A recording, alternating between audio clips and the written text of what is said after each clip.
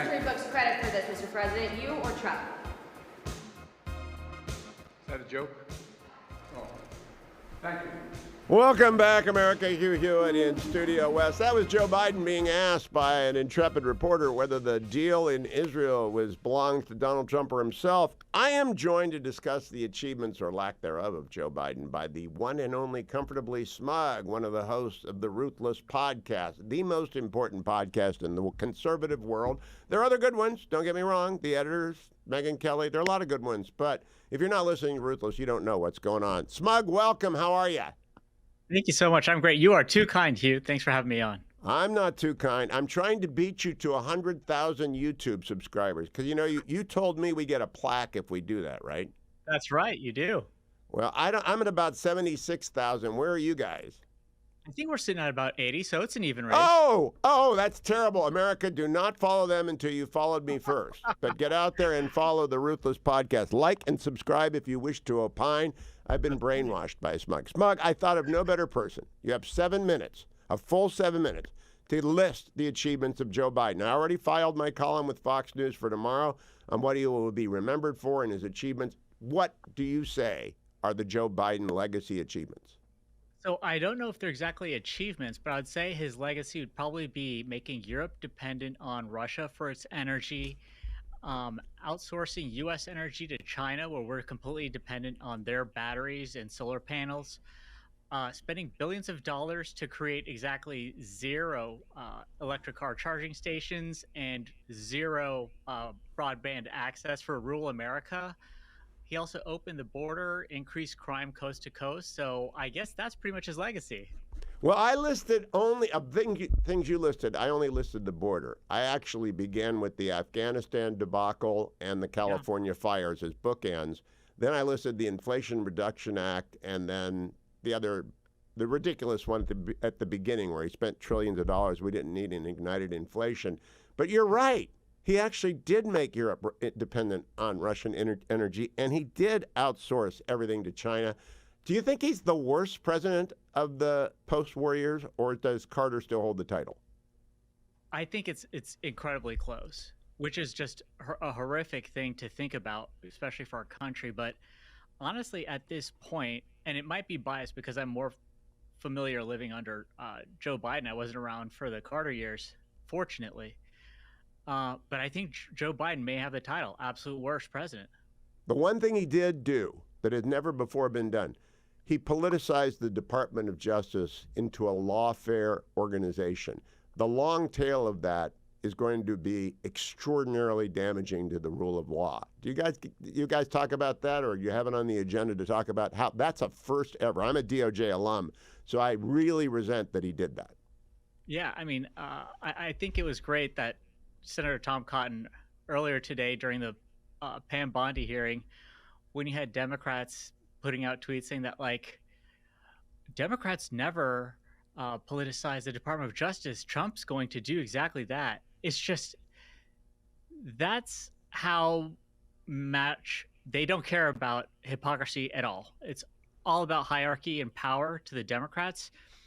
They don't care if people consider them hypocrites openly, as long as they're in control and can have their way. Now, Smug, I want to switch over to something I said to the president-elect last week, which is that legacy media is bleeding out. Believe it or not, Donald Trump thought I was too tough on him. He said, that's pretty tough. That's pretty tough. But in fact, I think it is bleeding out. And today, the Daily Caller profiled your friend and mine, Scott Jennings, as I was passing the baton off to him. And I said, wait a minute, I'm not dead. I'm still here. But there is a new generation of center-right and conservative commentators rising. And I think legacy media is mortally wounded. Do you agree with me? I think so. I'd be remiss if I didn't start by saying you've pretty much inspired a generation of conservative media who are out there trying to join you in the fight for conservatives, because it is a fight to have any conservative viewpoints out in the public. I think the media skewed way too far to the left. We always knew there was a liberal bias, but really after 2016, they just went completely over the cliff, where it was essentially an arm of the DNC instead of trying to inform the public. Now, it's a rule on my program. I never talk about past colleagues, so I can't say anything about Jen Rubin because we both work together simultaneously at the Post.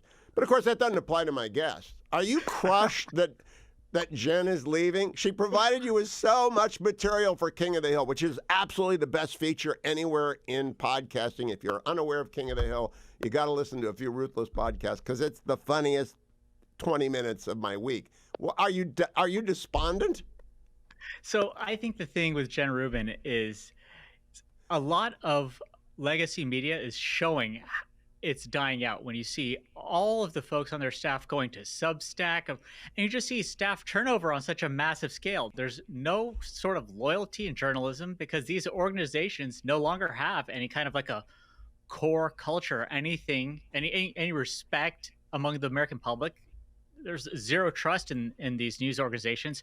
So Jen Rubin's just following where the money is.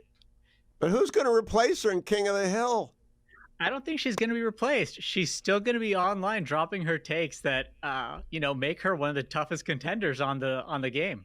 But if takes aren't read, are they takes? It's like the tree falling in the woods.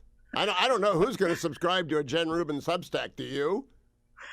So we did amend the rules. I did make a ruling as judge instead of precedent that blue sky is permissible. Oh no! So, I missed that episode. You were on the bench that day.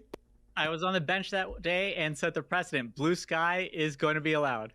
I hope there is a second ruling that revokes that because nobody reads Blue Sky.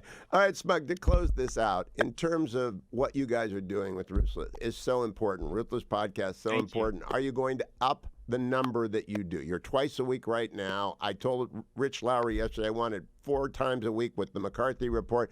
I want more. Are you guys going to do more? So I am 100% of the mind that we go daily, Saturday, Sunday. The conservative movement needs as many fighters on the front line as possible. My other hosts are they're lazy. They're lazy.